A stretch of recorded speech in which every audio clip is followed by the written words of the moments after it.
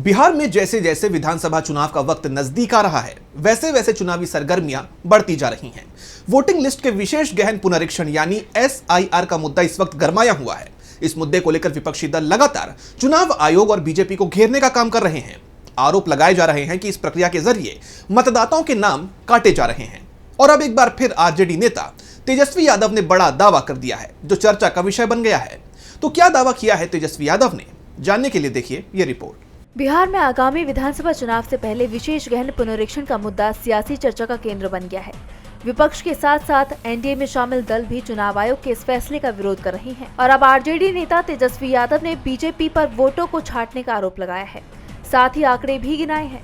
तेजस्वी ने एक्स पर पोस्ट किया, बिहार में कुल 7 करोड़ 90 लाख मतदाता हैं। कल्पना कीजिए, बीजेपी के निर्देश पर अगर मिनिमम 1% मतदाताओं को भी छांटा जाता है तो लगभग 7,90,000 मतदाताओं के नाम कटेंगे।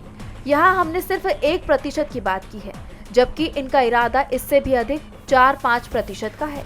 अगर हम इस 1% को यानी 7,90,000 मतदाताओं को 243 विधानसभा क्षेत्रों से विभाजित करते हैं तो प्रति विधानसभा 3,251 मतदाताओं का नाम कटेगा।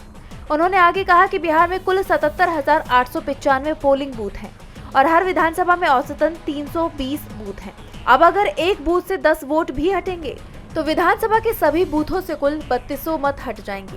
तेजस्वी ने पिछले चुनावों में हार जीत के आंकड़ों का जिक्र करते हुए कहा कि अब विगत 2 विधानसभा चुनावों के क्लोज मार्जिन से हार जीत वाली सीटों का आंकड़ा देखें तो 2015 विधानसभा चुनाव में 3000 से कम मतों से हार जीत वाली कुल 15 सीटें थीं, एवं 2020 के चुनाव में 3000 से कम वोटों से हार जीत वाली कुल 35 सीटें थीं।